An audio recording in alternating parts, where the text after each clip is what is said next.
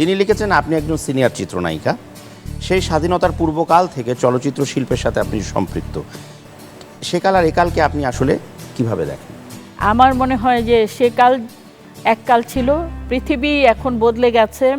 যেহেতু সেকালে মোবাইল ছিল না, অনেক কিছুই ছিল না, সেকালে শুধু চলচ্চিত্রই ছিল আর একটা ব্ল্যাক অ্যান্ড হোয়াইট টেলিভিশন ছিল।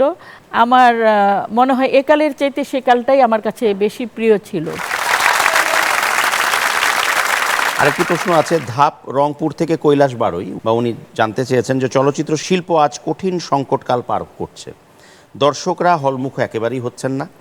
বিদেশি ব্লকবাস্টার ছায়াছবি এনেও তাদেরকে সিনেমা হলে টেনে আনা যাচ্ছে না। কি মনে করেন, এর কারণ কি? বড় পর্দার প্রতি মানুষের অনাগ্রহই? আসলে কথাটা ঠিক না। আমরা যখন ছবিতে কাজ করেছি তখন প্রচুর হল ছিল, দর্শক ছবি ছাড়া আর কিছুই ভাবতো না। ভালো ছবি হচ্ছে না এটাও ঠিক না, ভালো ছবি হচ্ছে এবং হবে ইনশাল্লাহ।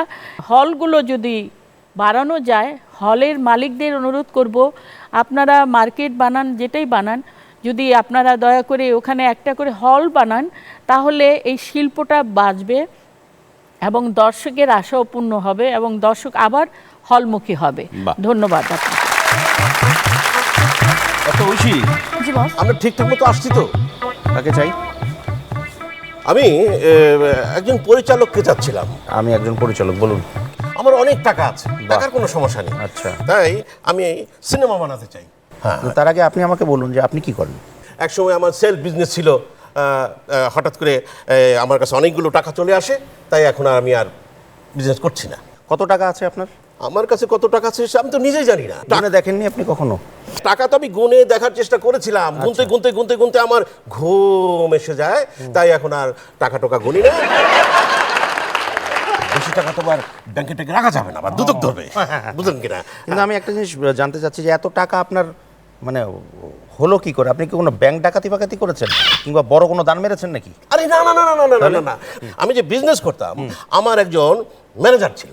আচ্ছা, সে হঠাৎ করে আমাকে বলল যে আমরা যে বিজনেসটা করি সেই বিজনেসের ভবিষ্যৎটা কি ভালো না। সে চলে গেল, আর চলে যেয়ে কি করলো, সে বিভিন্ন ধরনের ধান্দা, এইটা সেটা, মানে এই 2 নম্বরই 6 নম্বরই কাজ শুরু করে বিভিন্ন জায়গা থেকে কমিশন খায়। এই কয়েকবার ব্যাংক থেকেও অনেকগুলো টাকা মেরে দিয়েছে, তার কাছে এক পর্যায়ে অনেক টাকা হয়ে গেল, মানে এত টাকা এত টাকা এত টাকা, এক পর্যায়ে আমাকে অনেকগুলো টাকা দিয়ে দিল। হ্যাঁ, রাইট। আপনাদের মতো কিছু লোক আছে যাদেরকে এই অঙ্গনে ঘুরঘুর ঘুরঘুর করতে দেখা যায় মাঝে মাঝে, যে কালো টাকাকে সাদা করার জন্য। আমি ঠিকই চিনেছি। মানে তো আপনাকে এবার নায়ক টায়ক হওয়ার স্বপ্ন নেই তো? আরে না না না, কি বলেন কি বলেন, আমার এই মানে ফিগারে, মানে এই ভুঁড়ি নিয়ে আমার কি নায়ক হয়ে সাজে নাকি? এখানে ভালো কোনো নায়ক নেবেন, দরকার হলে বিদেশ থেকে আপনি হিরো নিয়ে আসবেন। আচ্ছা।